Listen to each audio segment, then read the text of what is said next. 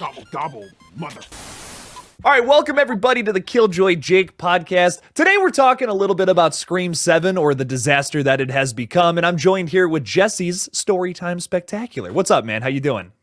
Doing great here. Today you want to talk a little bit about some of these Scream 7 updates we've gotten this past week. How do you feel about all of this, Jesse? It's quite a lot. I'm disheartened a little bit on some, but at the same time, I'm kind of like, okay, well, it gives us some options. Do you feel like losing two of the core four? They're going to need to go with a different storyline. Yeah, absolutely. It seems like the core four is just not coming back now at this point in any capacity. This is speculation and rumor territory.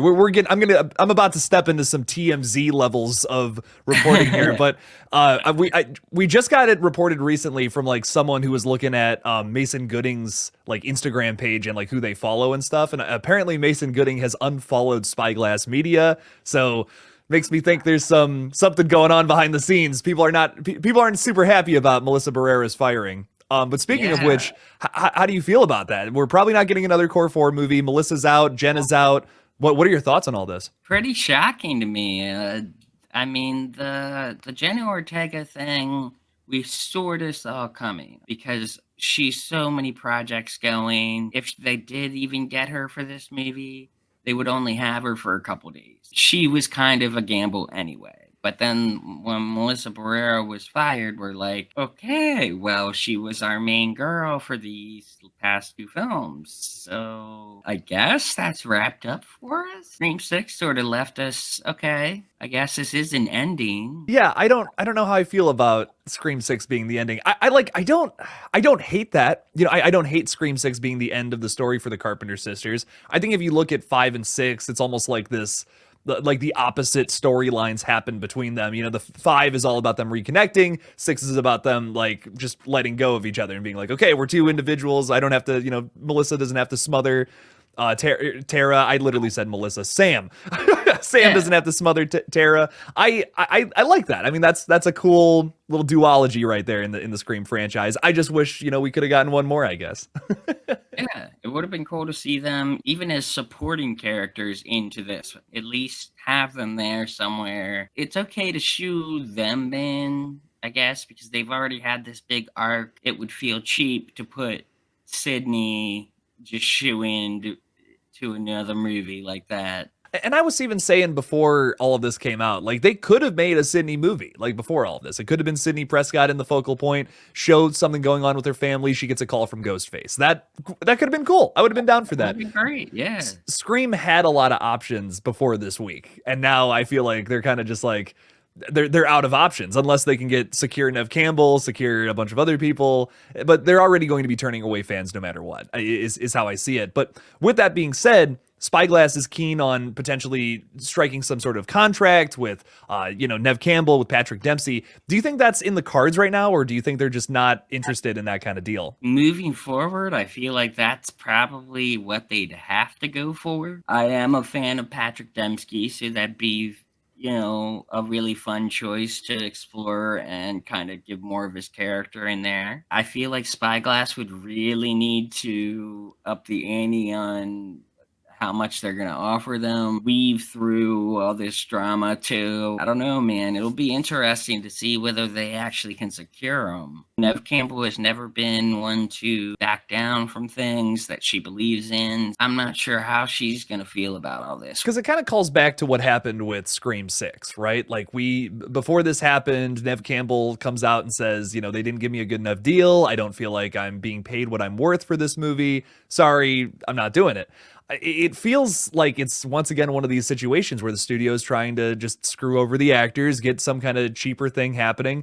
I don't know. I don't know if that's necessarily what's actually happening, but it just comes off that way considering Spyglass's history with how they've treated some of the people involved. It just makes me sad. I don't know if at this point there's still a bridge to cross if it's not already burnt, I guess is what I'm getting at. But Patrick Dempsey did just work with Spyglass working on Thanksgiving. The movie that just came out from Eli Roth. So it makes you think maybe there's still a possibility that can happen if they drive the money truck up to Nev's door. I mean, I'd love to see it. Another Sydney movie would be great as long as they make Sydney the main focus there. Even if it was like Patrick Dembski, you know what I mean, as sort of the mini star, just Sydney kind of obviously playing the side there a little bit. Obviously, we just don't want another shoehorned thing with Sydney just stuck in there. They were going to get anybody back for Scream 7, even if it were maybe supporting cast like Kirby, Mason Gooding, even although we just heard that drama. Yeah. Anybody back, they're going to need new contracts for 7. That also lends itself to a bigger question. Like, if Melissa's out, Jenna's out, would they sign contracts with the Meeks Martin twins? Jasmine Savoy Brown and Mason Gooding. Would they like why would they come back? And how would they explain if Sam and where Sam and Tara are? That's something I've been thinking about too. If like half of the core four comes back, like what's going on there? Like what happened to the rest of them? I mean, like you would have to at least give them like okay, we're over in Paris doing our thing or something. There's another conference in London and we're stuck at it. There's so many conferences. On vacation or something, but at least you would have to show them. No one would be okay with them being sidelined. I'm down for like a Sydney movie where maybe it's just her, Gail, Patrick Dempsey, maybe even Kirby's there. Like I'm totally down for that movie, like minus the core four. I love the core four, don't get me wrong, but I wouldn't mind a Sydney focused movie either. And it does eliminate the problem of having too many characters that aren't Ghostface. Because like that was something we were talking about going into Scream 7, being like, oh, I don't know, how's this gonna work? I'm trying to find a positive here. You know what I mean, Jesse? Just to clarify, I'm not saying this is a good thing in any way, but there are, silver linings, right? We want to find, ideas that could be possible. We want to stay hopeful. Exactly. We got to stay optimistic. We got to stay hopeful. Instead of pointing out all the negatives like I have been, let's look at some of the positives, right? That's how I like to look at it. How do you feel about that? Like those four characters being the focal point of a next movie by whoever studio ends up fucking making it next. Honestly, that'd be fun. We have not seen Kirby interact with Sydney or Patrick Dembski, or honestly not that many people. Instead of doing a Scream 7, do it like a continuation from Scream 4, which would be fun because we'd get some characters back that we love. That was a cool fan theory out there. It would be cool to see Kirby and Mark interact with each other too. Now that they're both like agents of the law in some degree, I would actually love to see a Kirby movie. Kind of like a Saw X with Kirby. Like we go all the way back. We just go with Kirby's. What was she doing after 4? Yeah. I like that. Hey, I'm a big Kirby fan. I totally agree. I've heard some people pitch, like, what if we did a Ghostface series where it's all about Kirby going after like other like internet users, out there that are talking about killing their friends online. That's kind of cool, actually. I might watch that. You really neat idea, especially like making it mystery, little cliffhangers at the end of each episode and stuff. That could be a fun way to like revive the TV series too. Is like put one of the characters from the actual movies into the show. I think that like I've thought about that so much. That's kind of my biggest complaint about the show is I just don't feel like the characters are really as strong as some of the movies, and yet it's still so character driven. Craving something scary. Yeah, I think he was writing a book to end that series. I think really? Like an ebook or something like that. Cool. I don't know. He's a great creator. So if anybody out there hasn't checked him out, he loves Stu. He wants him to come back. That was the next thing I wanted to bring up was, do you want to see Stu back? Here's what I'll say, right? It's a possibility now because there's an avenue where Spyglass might like, I don't want to say punt, more like of a Hail Mary. Like, let's just try something insane. Maybe it'll work. Maybe it'll stick to the wall. I'm so worried that's going to be the case with this movie because Spyglass is seeing all of this negative press right now. A lot of people are upset about the decisions they've made recently. they might do something outlandish like that to sugarcoat their own product. That's how I look at it. I know so many people are like, it makes sense for Stu to come back. I can't see it. There's so many there's so many stretches. There's so many things I can't get into with it. I love looking for a new killer in these movies too. That's like one of the best elements. And we strip that away. What does Scream become? I don't even know. Just a regular slasher, I guess, at that point. But I I love mean, Matthew Lillard, man. Love him. I love Matthew Lillard. I would love to see more of him, but I mean, you're right. It would be a huge stretch. I mean, they kind of already went back over that in Scream 6 in the Shrine, which felt a little like, okay, if they were even gonna somehow bring this back, huge lore that they would have to go back through to figure that out. And I feel like that would take at least a 20-minute part of a movie just to do that. And most Scream fans would be like, okay, where is the continuity of this film? We're getting one piece here. It'd be like a kind of bad version of a Pulp Fiction. Show us all these random scenes in time that somehow fit together, but like not in a good way, like not the Pulp Fiction fun way. Yeah. The where we're trying to build something and make it work so hard in the story, and maybe it's not.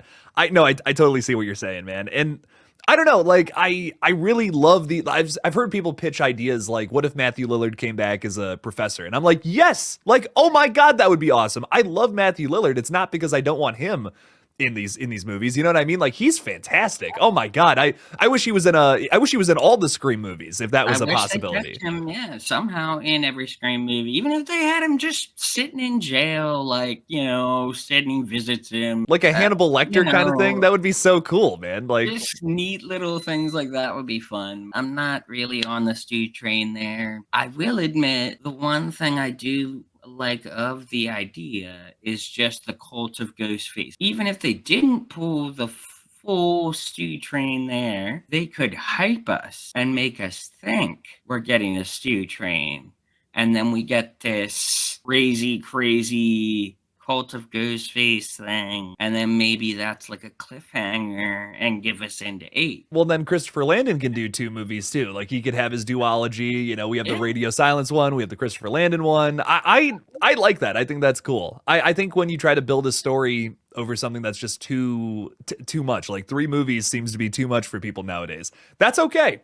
You can tell a crazy big story across 2 movies if you want. You're saying there, they did give Scream 2022 and Scream 6 a pretty decent runtime too. So it wasn't like we got 2 really quick little films. Christopher Landon is a really good choice for Scream. As much as I saw that Twitter post of his heartbreak thing there, I feel it from him. It felt a little goofy when I read it the first time. It's just like, everyone stop yelling. Like, I just was like, why are you screaming at toddlers? You know what I mean? Like, why does this post have that kind of energy behind it? But I do think he's upset. Like, I do think he's upset with this news. It's such a tough situation, man. It's hard to really just speak on it 100% and be so clear. There's so many factors that go into this. We're now talking about like world politics. How did we start with this fun Scream franchise where it's just a bunch of goofy killers running around stabbing each other? Now we got to talk about politics and all that. And I'm just like, I don't even want to get into it. The whole point of Scream is we want to have this awesome, fun escape of craziness, horror movie escapism that we love. And now that's leaked into our escapism a little bit here. It blows for so many reason. What they did to Melissa, it's like, man, I don't know. I just don't know how to feel about it. I don't know how to feel about Jenna leaving now. It makes me think there's more things going on behind the scenes that are just nasty from the studio's perspective. I hope Christopher Landon gets to make his movie though, because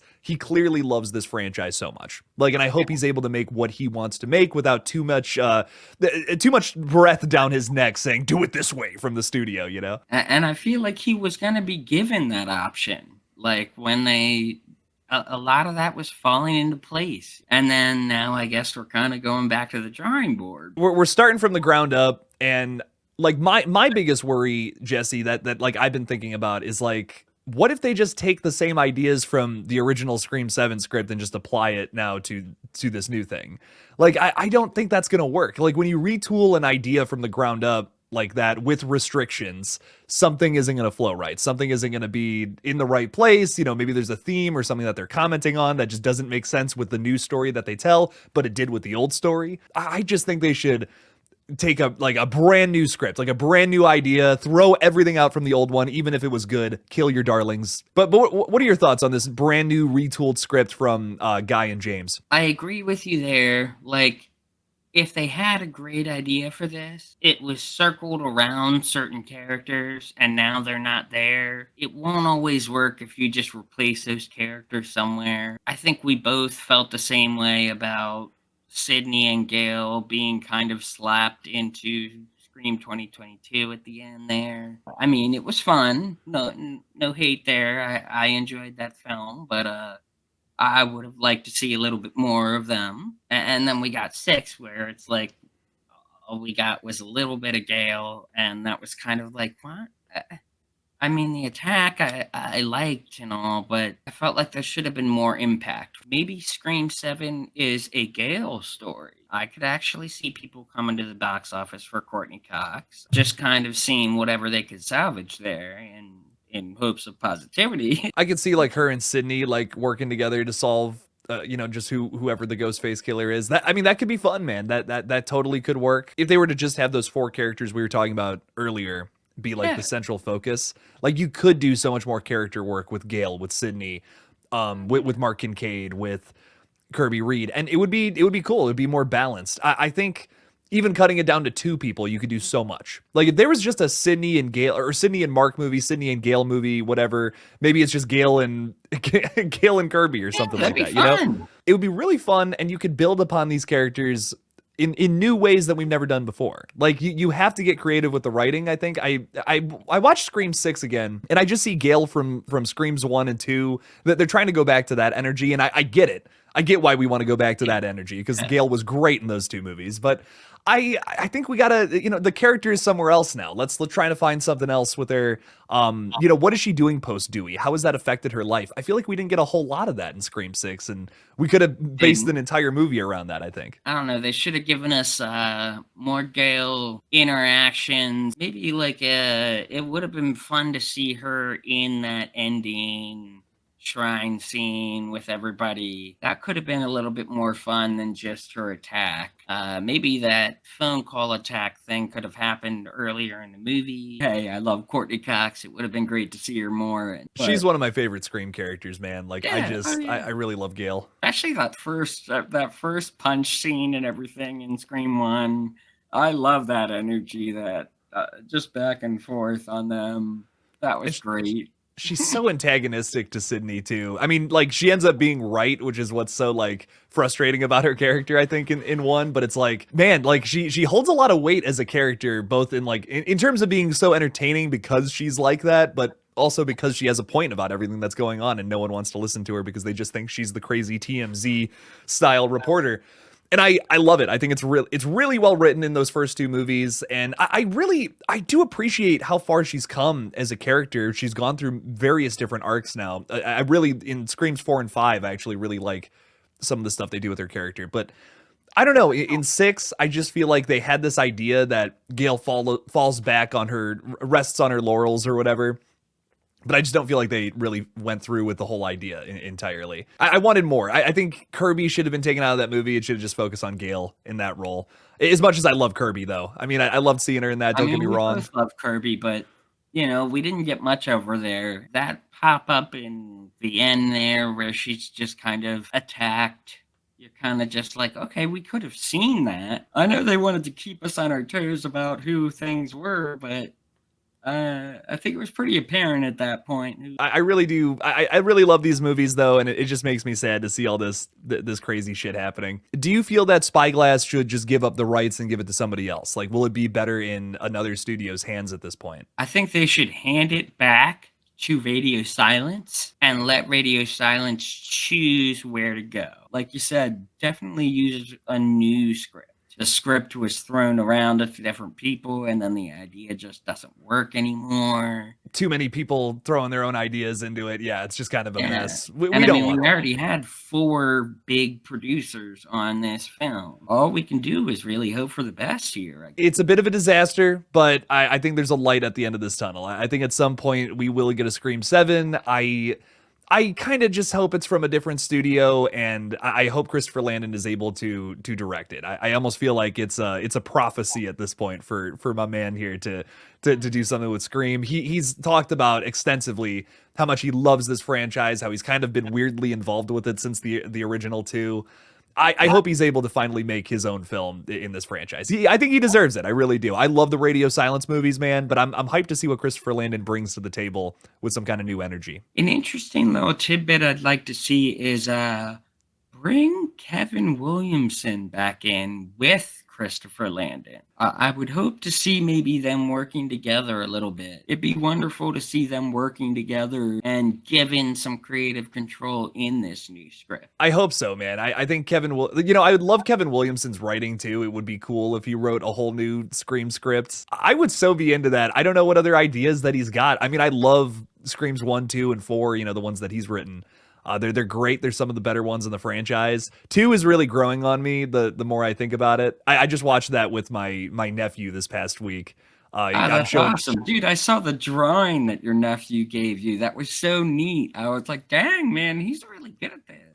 He's just getting into horror movies and all that, and he's all hyped up. He's great. And he loved Scream 2. Like he's seen the first one. I showed him the second one, and I think like his excitement for the film kind of made me really like it a lot more, like, I don't know. He was super into it. He was really digging it. And it's a great movie. It's got a lot to say about sequels and just horror movies in general. It's a cool movie. I kind of miss that. I miss the commentary. Bring him onto a cast one night. That would be kind of neat. I was thinking about, I was like, man, just have him on, talk about Scream and all that. That'd be cool. Why not? Yeah. So Jesse, tell us what you're doing outside of this, man. See, on my channel, I've got a couple fun things coming. So a lot of people didn't really notice this out there, and I wanted to bring that attention to it. We have a Good Burger 2. Yeah. Oh yeah. It's on Paramount Plus. It's awesome. I'm about to release a video tonight about it. I don't even want to ruin anything, but as a huge fan of the first one, it is a fun flick, and it's gonna make you smile big. I miss Keenan and Kel being them together. Nice. I love the first one, so I've been very excited to see this. When did it drop? I feel like I totally missed this. Apparently the 22nd. Okay, so fairly recent. So I think it was like the day before Thanksgiving or something like that. I guess they were kind of hoping everybody would sort of stream it on Thanksgiving together. That's cool though, man. Okay, well, you said you're putting out a review for it? Oh yeah, I'm gonna throw one out tonight. I've got another one coming with a Jesse's Gems episode, and then an original story. 2 of those in the works there. People have been missing those, so I've been fan requested to do some back to some original stories. Jesse's Storytime Spectacular. Check it out. The link for that will be in the description below. And by the time this comes out, he'll most likely have his Good Burger 2 review out, but no promises. Yeah, man. Oh, I also wanted to mention for the viewers out there, just to find me, a lot of people have been searching Jesse's Storytime Spectacular. The channel's actually just under Storytime Spectacular. Oh, okay, I gotcha. So if that helps you out and finding it, would love to have you. All right, well, check out just Storytime Spectacular to be 100% clear. Very cool. Look that up. Check it out. And Jesse, thank you so much for joining me, man, to talk a little bit about the chaos that is the Scream franchise right now. Thank you for having me, man. Hell yeah. Bounce some ideas off each other. Absolutely, man. Hopefully they come to a solution soon. But thank you all so much for watching this brand new podcast. And as always, don't forget to kill it out there, y'all. Peace.